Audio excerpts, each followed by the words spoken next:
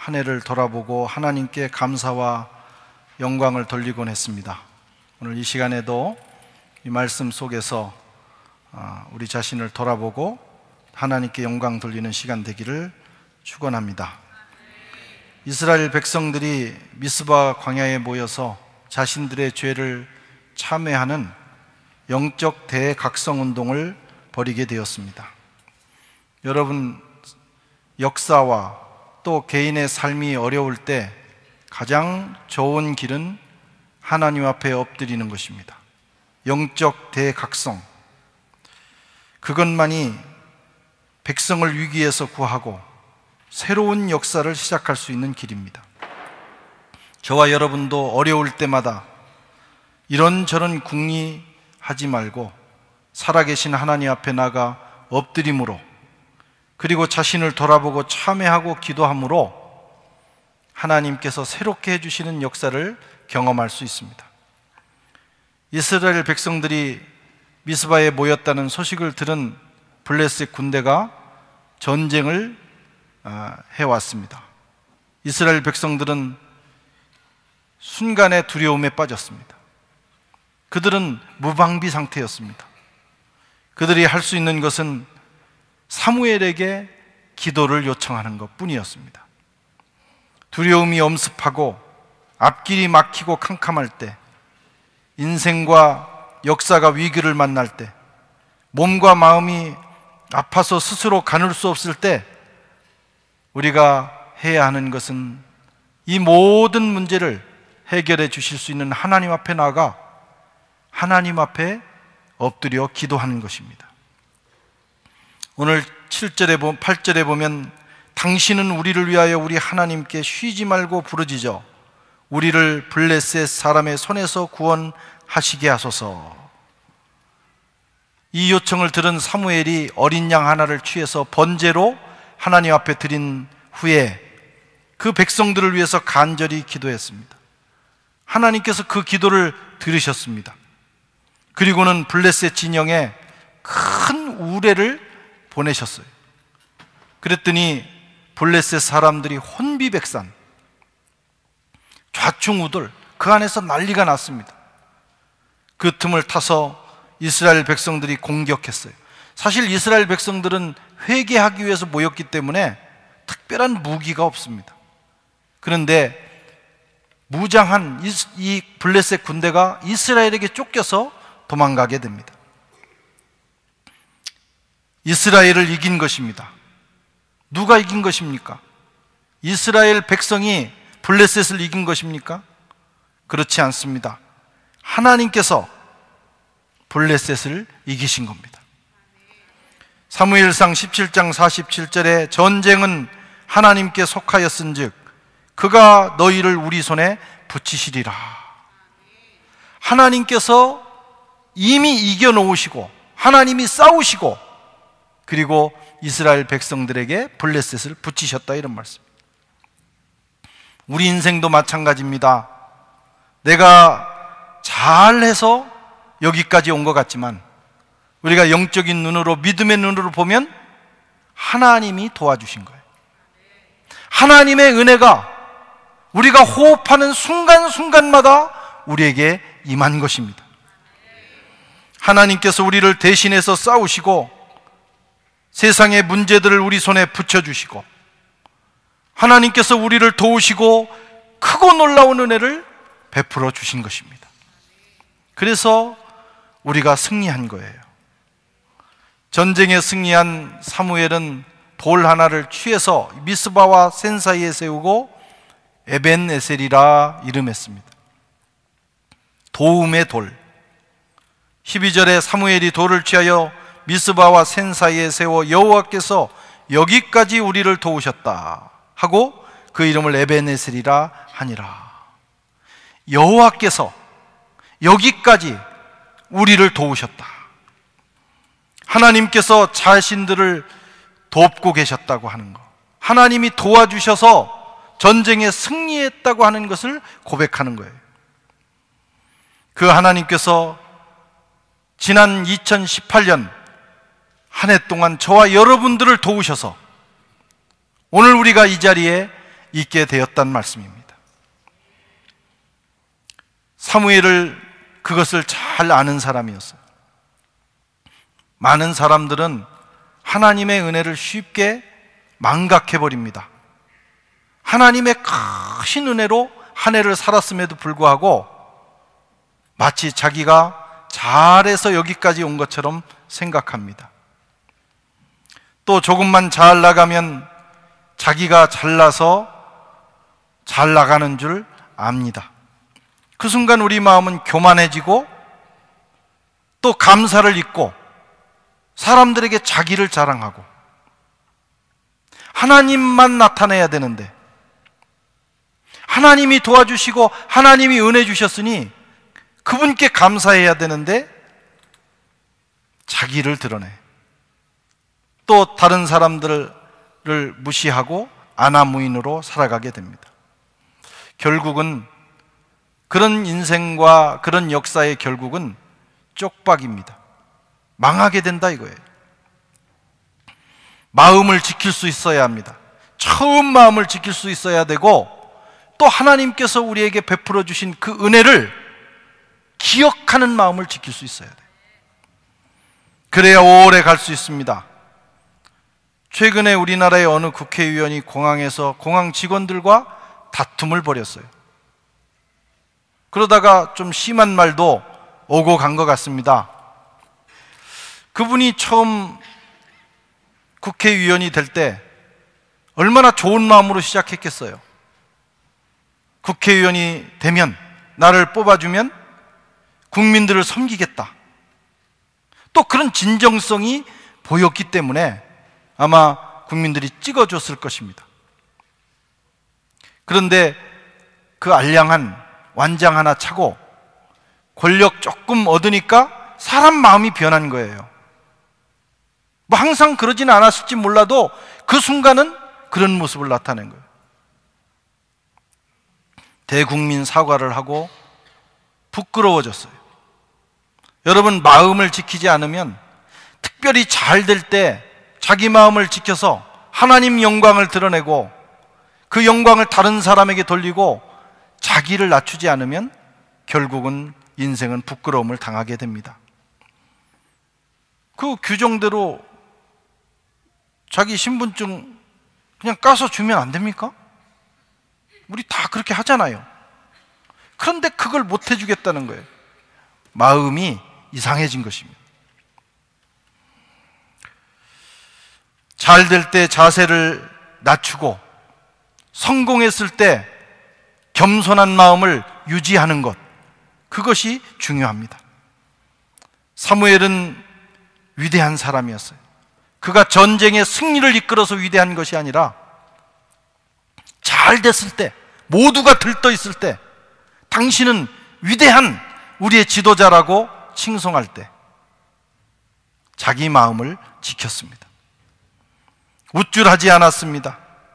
모든 것이 하나님의 은혜요, 모든 것이 하나님이 도와주셨음을 그는 고백하고 도를 세워서 이스라엘 백성들에게 가르쳤어요.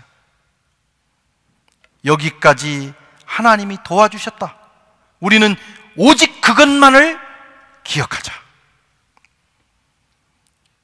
어느새 2018년 마지막 주일 앞에 우리는 섰습니다. 지난 한 해 돌아보면 하나님의 은혜가 아닌 것이 하나도 없습니다.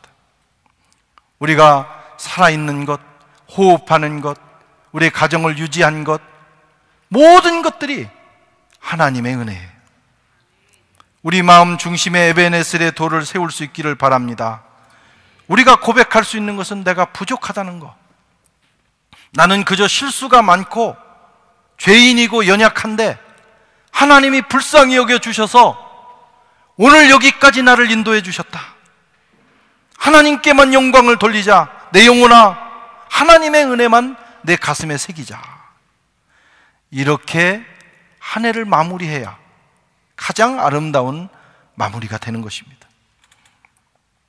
먼저 우리나라를 지켜주신 하나님께 우리는 감사하며 영광을 올려드려야 합니다.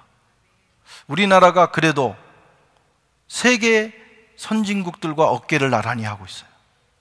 과거에는 우리가 상상할 수 없었던 일을 우리가 경험하고 있고, 또 우리가 그런 시대를 살고 있습니다. 우리가 잘나서일까? 우리가 뭐 대단히 뭔가를 잘해서 우리 민족이 여기까지 왔을까? 저는 아니라고 생각을 해요. 최근에 돌아가는 우리나라 정치를 보면 한심하기 짝이 없죠. 아니, 최근만이 아닙니다. 지난 100년의 역사를 보면 망하지 않은 것이 기적 아닙니까? 지난 정권이 무능하고 사사롭다고 해서 우리 촛불 들고 내려놓게 했는데, 이번 정권은 독선과 미숙함과 무능과 위선의 민낯을 드러내고 있어요. 별로 다른 게 없는 거예요. 우리는 늘 쏘으면서 살았습니다. 이놈을 세우면 잘할까, 저놈을 세우면 잘할까 기대하지만 항상 쏘갔어요.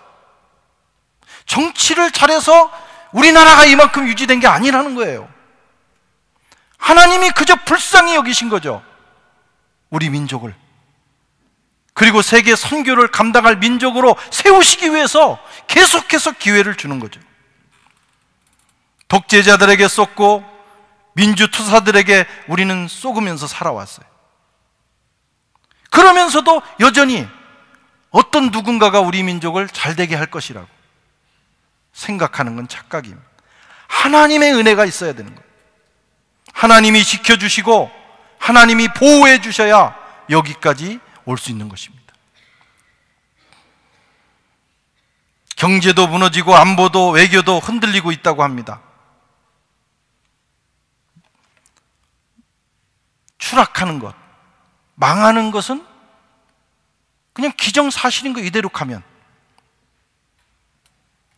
그러나 우리가 한 가지 확신하는 것은 하나님께서 보호의 손을 거두지 않으시면 저렇게 한심해도 우리에게는 희망이 있어요. 처음부터 우리의 희망은 하나님의 은혜였습니다. 동방의 조용한 나라, 역사의 특별한 두각을 드러내지 못한 우리 민족을 하나님이 택하셔서 은혜를 부으시고 또 부으셔서 여기까지 온 거예요. 세상 사람들은 몰라도 우리 교인들은 알아야 합니다.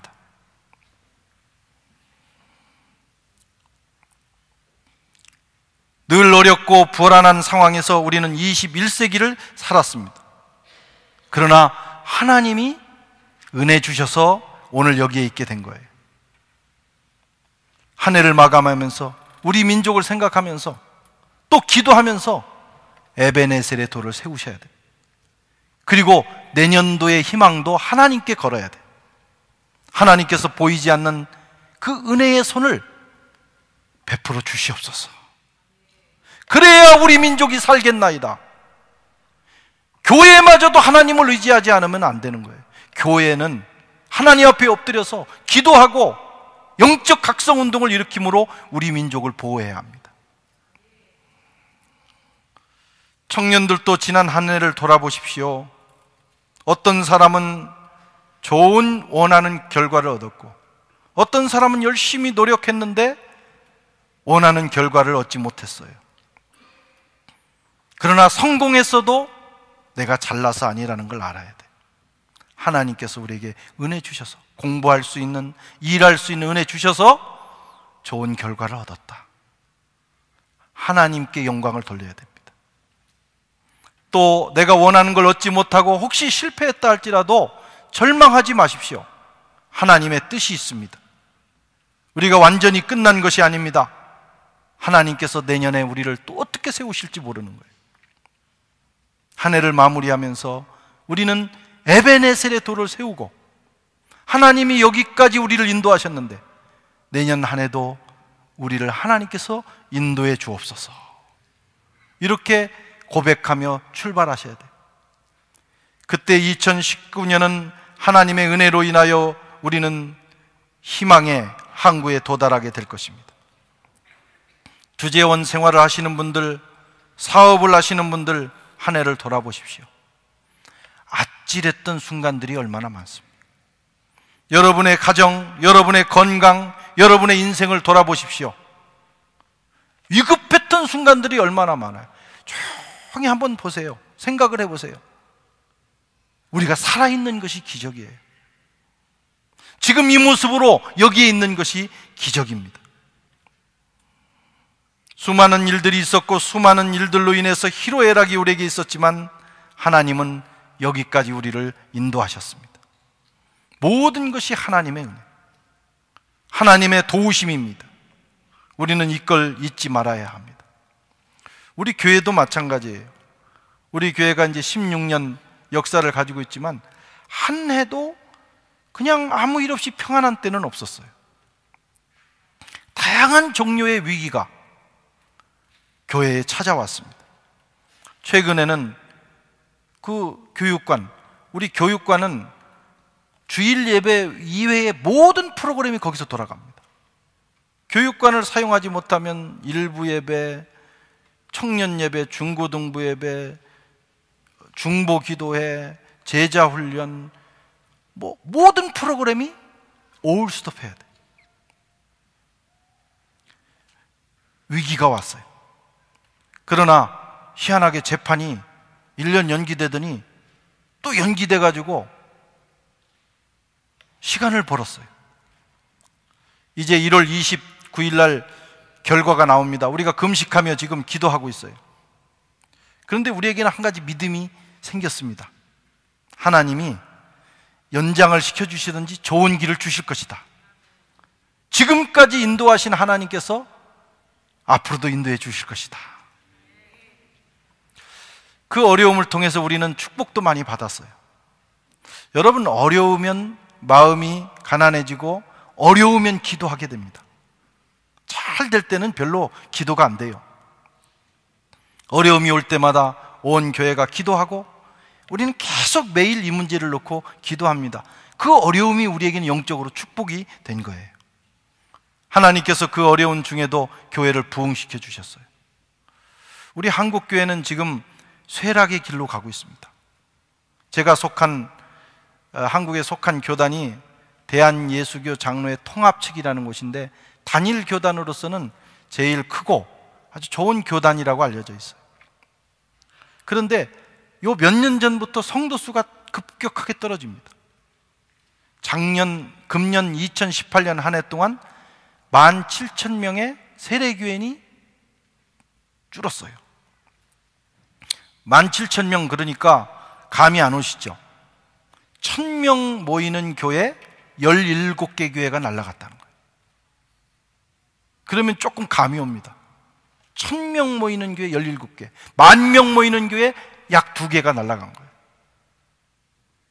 그만큼 어렵습니다. 하나님의 특별한 은혜가 우리 민족 교회에 있어야 됩니다. 그런데 저희는 그런 어려운 중에도 감사하게도 매년 교회가 부흥하고 있어요. 지난 한 해도 지난주까지 198명이 등록을 했어요.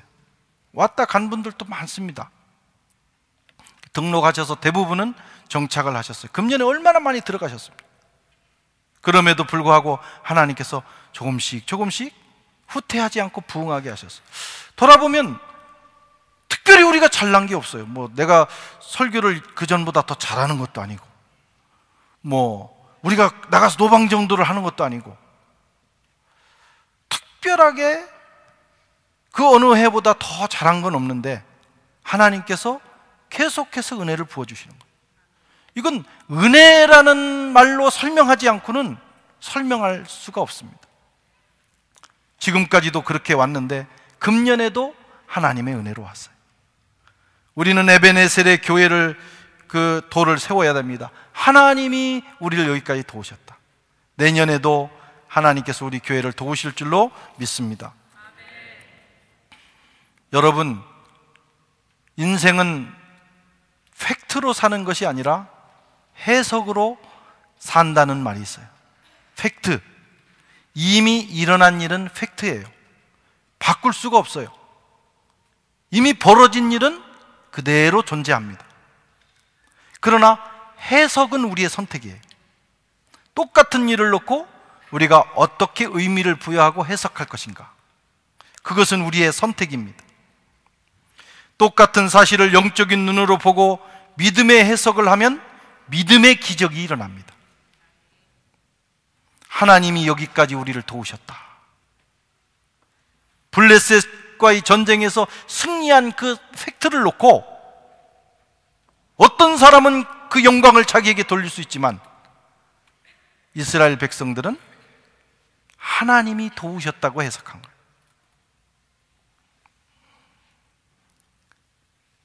그런 백성들을 하나님은 미래까지 책임져 주셨습니다. 오늘 14절에 보면 블레셋 사람들이 이스라엘에게서 빼앗았던 성읍이 에글론으로부터 가드까지 이스라엘에게 회복되니 이스라엘이 그 사방 지역을 블레셋 사람들의 손에서 도로 찾았고 이스라엘과 아모리 사람 사이에 평화가 있었더라. 전쟁만 이기게 하신 게 아니라 그렇게 반응하는 그 백성들을 위해서 하나님께서 평화를 연장시켜 주신 거예요. 축복을 보너스로 더 주셨다, 이런 말씀입니다. 2018년 한 해를 마무리하면서 우리 교회, 우리 민족, 그리고 여러분의 가정과 인생을 돌아보시고 하나님께서 베풀어 주신 은혜를 세어보시고 하나님께서 은혜 주셔서 오늘 내가 여기에 있습니다. 하나님이 나를 여기까지 도우셨습니다. 이렇게 고백하며 한 해를 마무리하는 저와 여러분 되시기를 축원합니다.